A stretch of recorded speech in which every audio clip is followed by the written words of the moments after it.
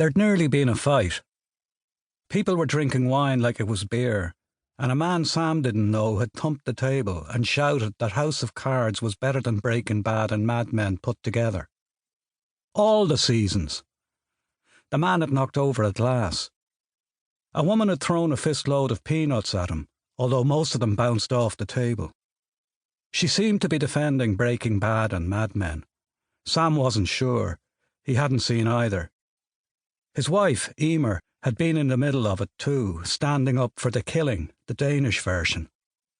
Sam hadn't seen The Killing, and he hadn't a clue how Emer had managed it. They'd walked home, staggering a bit. "When did you watch The Killing?" "I didn't." "It seemed like you did." "Yeah, well, I didn't. But like everyone says, it's brilliant." He'd watched it since, seasons 1, 2 and 3, and it was brilliant. He'd watched The Bridge too, and Love Hate, and a good chunk of The Wire. They were all great. But he'd felt late getting to them. Too late and too slow. He knew that if the same people were to meet around the table now, they'd be getting worked up about a whole new bunch of box sets, or something new on Netflix, and he'd be lost again.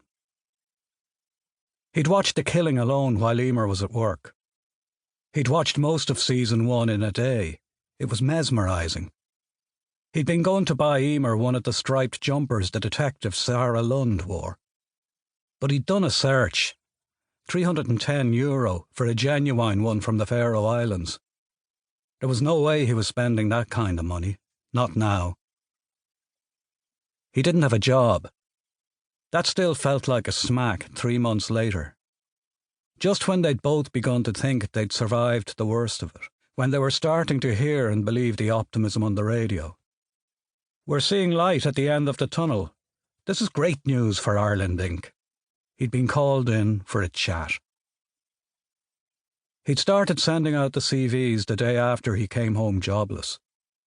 He'd signed up with an agency. He'd even ticked the box that let them know he was prepared to go to the UK, Australia, or Canada. It would be temporary. It could be exciting. He hadn't hesitated. But nothing.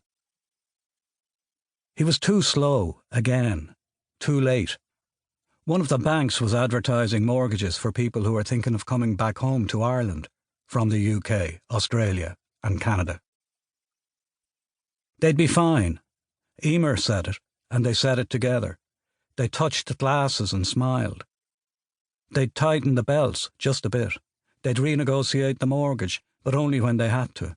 They'd stretch the 6 remaining years to 12 or 15. "We'll drink less." "No way." They laughed. She patted the dog on her lap. "And we'll feed you a bit less, Chester," she said, "'cause you're a fat little fucker, aren't you?" He wasn't fat, the dog. Neither was Sam.